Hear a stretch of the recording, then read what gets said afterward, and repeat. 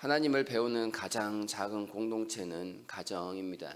가정은 우리에게 신앙생활에 있어서나 사회생활에 있어서 매우 중요한 공동체입니다. 여기에서부터 하나님을 배우고 또한 사람과 더불어 살아가는 법을 배우기 때문입니다.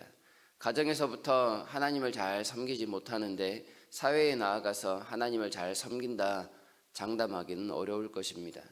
가정에서부터 다른 사람들과 어울려 살아가는 것이 힘든데 세상에 나아가서 또한 다른 사람들과 잘 어울려 살아가는 것 역시도 힘들게 생각되는 것은 당연할 것입니다. 하나님께서는 가정에서부터 모든 이러한 기초적인 교육을 받기를 원하셨습니다. 그래서 부모가 영적인 스승이요 또한 사회적인 스승이 될 것을 가르쳐 주십니다. 하나님을 배우는 것에서부터 시작하여 다른 사람들과 관계하는 여러 가지 내용들을 배우는 것이 가정에서 가르침을 통해 또한 부모의 삶의 모범을 통해서 배우는 것이 자연스럽게 습득되도록 하셨습니다. 하나님은 우리에게 부모 공경이라는 계명을 말씀하시는 것처럼 모든 하나님을 아는 그 법과 질서에서부터 가정에서부터 그 법과 질서를 깨닫도록 말씀하신다라는 것을 기억해야 하겠습니다. 건강한 가정을 세우는 것이 또한 공동체를 온전하게 세우는데 밑거름이 됨을 이야기합니다. 신명기 21장에서 공동체 안의 죄악을 제거하는 법에 대해서 쭉 다루면서 특별히 가정에 관련된 말씀들을 오늘 본문에서 이야기를 합니다. 온전한 가정을 위해 그리고 더 나아가 온전한 공동체를 위해 어떻게 할 것인가. 먼저 자녀들의 스승으로서 부모는 그 자녀들을 차별하지 말아야 할 것을 이야기를 합니다. 15절부터 17절까지의 내용인데요. 한 가정에 두 아들이 있습니다. 한 아들은 사랑받는 아내의 아들이고 또한 한 아들은 사랑받지 못하는 아내의 아들입니다. 그러나 덜 사랑받는 아내의 아들이 장자이고 사랑받는 아내의 아들이 차자 둘째였을 때 그를 어떻게 할 것인가. 사는 동안에는 차별할 수 있겠지만 그 부모가 유산을 물려줄 때가 되었을 때는 차별해서는 안 됨을 이야기합니다. 아버지의 마음이 둘째에게 더 많이 간다 할지라도 하나님께서는 원래의 장자인 덜 사랑받는 아들에게 장자의 목 2배를 줄 것을 분명하게 이야기하는 것입니다. 마음은 이쪽으로 갈지라도 하나님의 명령이 여기에 있으니 그 명령을 따르는 것이 부모로서의 참된 권위를 드러내는 것이라고 이야기를 합니다. 그리고 또한 이것은 온전한 공동체를 세우는데 먼저 모범을 보여야 할 부모의 모습이라고 가르쳐주고 있는 것입니다. 우리가 이삭의 가정을 압니다. 쌍둥이였지만 분명히 에서가 장자였고 야곱이 둘째였습니다. 그러나 하나님은 이 두 아들이 태어나기 이전에 먼저 누가 장자의 권리를 갖는지를 이야기하셨습니다. 야곱이 장자의 권리를 갖는다. 그러나 아버지 이삭은 이 첫째 아들 에서에게 모든 장자의 권리를 물려주려 하였지요. 여기에서부터 그 가정이 불화하였고 또한 문제가 생겼던 것을 우리가 기억합니다. 하나님께서 말씀을 통하여 혹은 원래의 규정대로 하시는 그 내용에서 질서를 따르는 것은 매우 중요한 일입니다. 하나님의 명령에 순종하는 본을 부모가 보이지 아니하고서 자녀에게 하나님께 순종하라 할 수 없는 일이기 때문입니다. 이삭의 경우는 특별한 경우이지만 모든 경우에 하나님께서 세우신 질서에 따라 부모가 먼저 본을 보이고 자녀에게 하나님을 섬기는 본을 가르치는 것 매우 중요한 공동체의 온전함을 위해서 중요한 일이라 할 것입니다. 18절부터 21절까지는 자녀가 잘못하였을 때 어떻게 처리할 것인가에 대한 내용입니다. 먼저 부모가 순종함에 있어서 자녀가 잘못할 때에도 적극적으로 징계할 수 있는가에 대한 문제를 가르치는데요. 아무리 부모가 경건하여 아이들을 잘 가르친다 할지라도 믿음의 대가 온전하게 이어지는 것은 하나님의 은혜가 아니면 아니 됩니다. 말씀을 매일매일 가르치더라도 여전히 삶의 모범을 보이는 부모가 있다 손 치더라도 하나님께서 은혜를 베풀지 아니하시면 그의 아들들이 완악하고 패역하게 될 수 있음을 또한 나타내주고 있습니다. 18절과 20절에 한 가정에 완악하고 패역한 아들이 생겼을 때 어떻게 할 것인가에 대한 문제를 나타내십니다. 이들은 완고한 아들들입니다. 어떤 말을 해도 부모의 말에 순종하지 않는 사람들입니다. 더 나아가 하나님의 계명의 말씀을 듣지 않는다라는 뜻입니다. 완악하고 패역하다, 너무나도 고집불통이어서 어느 누구의 말도 듣지 않고 악한 일만을 일삼는 그런 의미라고 하겠습니다. 한마디로 아주 심각한 죄인인 것이지요. 그런데 이들은 이런 고집이 세 뿐만 아니라 20절에서는 방탕하며 술에 잠겼다라고 표현을 합니다. 그의 마음이 탐욕스러워서 하나님의 말씀 그리고 부모의 교훈을 채우는 대신 술로서 그의 마음을 채우는 어리석은 사람들을 가리키는 것입니다. 그래서 그들은 공개적으로 악행을 자행하는 사람들입니다.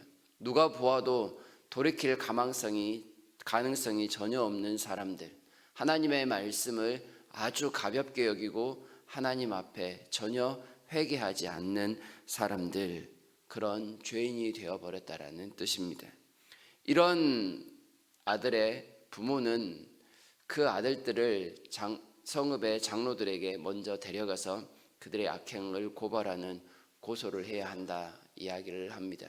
그런데 이것은 단순히 내 아들들이 이러한 잘못이 있습니다라는 그런 고소에 그치지 않습니다. 이런 일이 발생하게 되면 성읍 모든 사람들이 와서 그 아들들을 돌로 쳐 죽여야 한다라는 규정을 삼습니다. 부모님의 말씀을 어겼고 사람들에게 공개적인 악행을 자행하였으며 더 나아가 하나님을 온전히 인정하지 않는 그런 죄악 때문에 당하는 형벌입니다. 자기의 아들들을 고소하여 즉각 죽음에 처하게 하는 부모, 참 쉽지 않은 모습일 수 있습니다. 자녀가 부모를 사랑하는 마음이 과거에는 덜했다 말하기도 어려울 것입니다. 그러나 공동체 안에서 죄악을 제거하는 모습에 있어서 내 자녀라고 먼저 두둔할 것이냐, 아니면 하나님께서 싫어하시는 죄악을 제거하는 것이 우선이냐의 그런 문제가 되는 것입니다. 하나님께서 온전한 공동체를 위해서 죄악을 끔찍히 싫어하시는데 부모이기 때문에 무조건 두둔하고 무조건 감싸주는 게 그게 과연 온전함을 나타내는 일이냐 묻는 것 같습니다. 무조건 죄악을 덮어준다라고 해서 그 자녀가 돌이킬 가능성이 있다면 그런 희망을 나타낼 수 있지만 오히려 그 사람 때문에 그의 자녀가 병들고 그의 가정이 병들고 그의 공동체가 병든다면 하나님의 말씀대로 부모가 먼저 나서서 적극적으로 그 죄악을 제거하는 데 앞장서는 것이 마땅하지 아니하냐 이렇게 말씀하는 것입니다.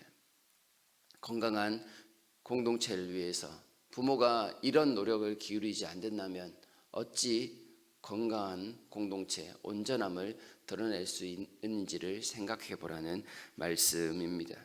온전함을 위해서 죄를 끔찍히 싫어하는 마음을 갖지 않는다면 건강함을 유지하는 것은 쉬운 일이 아님을 우리에게 또한 가르쳐주고 있는 것이죠. 마지막 22절, 23절에서는 죽을 죄를 지은 사람에게 벌을 행했을 때 그 벌이 또한 너무 과도해서는 안 된다는 점을 이야기합니다. 이방 민족들은 사람들을 나무에 달아 죽이는 그런 형벌을 나타내기도 하였습니다. 그러나 이스라엘에서는 사람을 나무에 달아 죽이는 것이 아니라 죽은 자를 경고 목적을 위해서 나무에 달아두는 일을 시행하고는 했습니다. 그러나 그 시신을 나무에 달아 하루를 넘겨서는 안 된다고 이야기를 합니다. 그날에 바로 장사 지낼 것을 이야기하는데 그렇지 않은 경우에는 그로 인하여 땅이 더럽혀짐을 당하게 될 것이라는 그런 추가적인 명령을 나타내고 계십니다. 비록 죽은 죄인이긴 하지만 그로 하여금 마지막까지 명예를 다 더럽히는 그런 일까지는 하지 말라라는 겁니다. 마치 잘못을 해서 벌을 받았는데 매 한 대면 될 것을 매 100대로 다스려서 너무 가혹한 처벌을 하지 말라라는 그런 의미인 것입니다.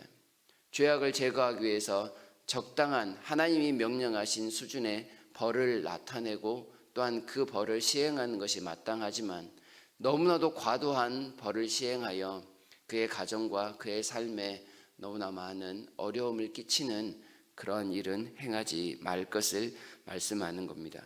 벌마저도 절도 있게 주님의 말씀 안에서 시행할 때 건강한 공동체가 유지될 것이라 우리에게 가르쳐주고 있는 것입니다.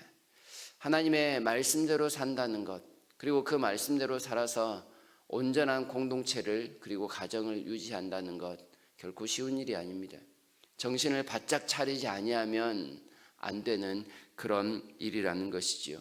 부모된 자로서 본을 보여야 할 것은 물론이고 먼저 하나님의 말씀 앞에 깨어있는 삶을 살아야 합니다. 그래서 무엇이 공동체를 위해서 더 소중한 일인지 하나님께서 원하시는 일인지를 판단하고 그 일에 앞장설 때 우리의 가정을 지키시고 우리의 공동체를 지키신 하나님의 은혜를 누리게 되는 것입니다. 벌을 내리더라도 너무 과다한 벌을 통해 또한 공동체를 해치는 일이 없도록 조심해야 할 것입니다. 우리의 가정이 말씀으로 경건해진다면 우리의 공동체 역시도 또한 경건해지는 모습을 경험할 수 있을 것입니다. 가정에서부터 하나님을 공경하면 우리가 더불어 살아가는 모든 모임들도 하나님을 경외하는 데 이르게 될 것입니다. 우리의 가정이 말씀으로 잘 경영하기 위해서 기도하며 하나님의 지혜와 능력을 구하는 이 아침이 되었으면 좋겠습니다. 우리의 안에서부터 먼저 하나님의 온전하심을 경험하고 우리 아이들이 그리고 우리가 세상에 나아가서도 온전함을 유지하는데 부족함이 없는 삶을 살게 해달라고 그 능력을 구했으면 좋겠습니다. 그리하여 우리가 가는 곳마다 하나님의 평화가 있고 우리 아이들이 지내는 곳마다 하나님으로 인하여 복을 누리는 그 넉넉함이 나타날 수 있도록 함께 기도하면서 은혜를 사모하는 이 하루가 되시기를 바랍니다.